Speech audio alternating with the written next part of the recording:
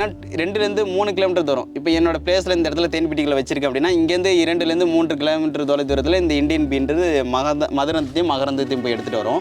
அப்படி தேன் இந்த மகரந்தூள் எடுக்கும்போது ஒரு பூவில் போயிட்டு இப்போ இந்த பூவில் போய் மகரந்தூள் எடுக்குது அப்படின்னா, மற்றொரு பூவில் போய் மகரந்தூள் எடுக்கும்போது அந்த சூழ்முடியில் இணைச்சிருக்க நடப்பட்டு காய்கறி கனிகள்லாம் அதிகமாகுது.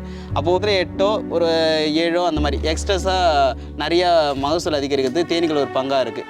அப்படிப்பட்ட தேனீக்கள் மூலயமா நம்ம தேனும் லாபகரமாக ஈட்டுக்கிறோம், மகசூலும் அதிகரிக்கிறதுனால தேன் பெட்டிகளை வச்சு இங்கே வந்து கல்டிவேட் பண்ண முடியுமா, தொழில்நுட்பமாக பண்ண முடியுமா, அது சாத்தியமான ஒரு இடமா இருக்கிறது தான் இந்த விருதாச்சலம் வட்டாரத்தில் பகுதிகளில் முந்திரி தோட்டத்தில் இருக்குது. நாங்கள் இங்கே தான் இந்த மாதிரி தேன்களை எடுத்து விற்பனைக்கு நாங்கள் பண்ணிகிட்ருக்கோம். சோசியல் சர்வீஸாகவும் இந்த தேனீக்கள் பெட்டிகளை வச்சு மகசூல் அதிகரித்தும் இந்த மாதிரி பண்ணிகிட்ருக்கோம். மலைத்தேனீங்க இயல்பா இப்போ மலைத்தேனீங்க வந்து மலை பிரதேசம் தான் அதிகமாக காணப்படுறதுனால அது பேர் மலைத்தேனி பேர் வந்தது. அப்போது தேனியோட வாழ்வாதாரமே எப்படி இருக்கும் அப்படின்னா, பூக்களை ஏற்றவாறு இடம்பெயர்ந்தால் வாழும்.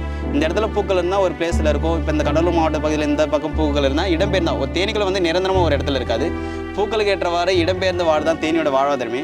அப்படி இருக்கிறனால இங்கே மலை பிரதேசம் அதிகமாக இல்லாதனால இந்த இடத்துல வந்து மரங்கொடிகள் இருக்கிற பக்கத்தில் தேனீக்கள் இயல்பாக வாழ்ந்துட்டு இருக்கும். அப்போ மலை தேனீக்கள் வந்து இந்த முந்திரி தோட்டங்கள் இருக்கிறனால இந்த முந்திரி தோட்டத்தில் வந்து மலை தேனீக்கள் கட்டி வாழும். இப்போ இது ஒரு 10 ஏக்கர்னு வச்சுங்களேன். இந்த 10 ஏக்கரில் இந்த இடத்துல வந்து அந்த முந்திரியில் வந்து ஒரு மலை தேனீக்கள் வந்து கட்டியிருக்கு அப்படின்னா, அந்த ஒரு மரத்தில் வந்து தேன் கூட விட்டு விடுங்க அப்படின்னு. ஏன் அப்படின்னா, அந்த ஒரு மலைத்தேனி கூட வந்து அந்த ஒரு 10 ஏக்கர் சரௌண்டிங் அடுக்கு தேனியும் வளர்க்க முடியும். புரியுங்களா? இந்த தேனீக்கள் கொட்டலை அதை வச்சு கலெக்ஷன் பண்ணக்கூடாது. அதோட குணாச்சாரத்தில் ஜெனட்டிக்கல் முறையில் மறைஞ்சோட தனிமையுடைய தேனீக்களாக இருந்தால் வளர்க்கலாம். அப்போ கொசு தேனின்றது மறைஞ்சோட தனிமையுடைய தேனீக்கள், அதனால் வளர்க்கலாம்.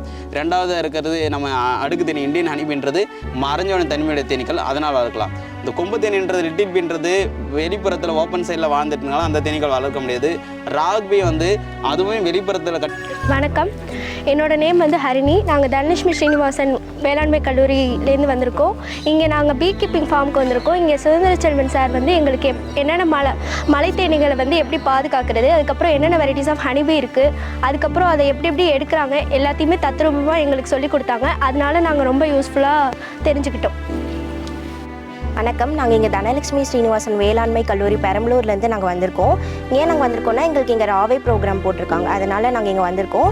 இங்கே வந்து பீ கீப்பிங்காக வந்திருக்கோம். அதாவது சுதந்திர செல்வன் சார் தான் இதை நடத்திட்டு வராங்க. 10 வருஷமாக இதை நடத்திட்டு வராங்க. அவங்க வந்து எம்எஸ்சி பிளான்டேஷன் அண்ட் ஹார்டிகல்ச்சர் அது படிச்சுட்டு, அது மட்டும் இல்லாமல் அப்பிகல்ச்சரில் வந்து அதுக்கப்புறம் மேற்கொண்டு படித்து இப்போ இருக்கிற நிறையா தமிழ்நாட்டில் இருக்கிற நிறையா காலேஜில் என்டமாலஜி படிச்சிருக்கிறவங்களுக்கு அவங்க வந்து பயிற்சி பண்ணிட்டு வராங்க. எங்கள் மாதிரி ஸ்டூடெண்ட்ஸ்க்கு மட்டும் அவங்க ஹெல்ப் பண்ணாமல் நிறையா இந்த மாதிரி சோஷியல் சர்வீசஸ்லாம் பண்ணிட்டு வராங்க. அதுக்காக இவங்க வந்து மலைத்தேனியை வந்து முதல்ல காட்டுக்குள்ளே விட்டு அறிமுகப்படுத்தினவங்க இவங்க தான். அதனால் இவங்களுக்கு வந்து யங் சயின்டிஸ்ட் அவார்டு வந்து கவர்மெண்ட்லேருந்து கொடுத்துருக்காங்க.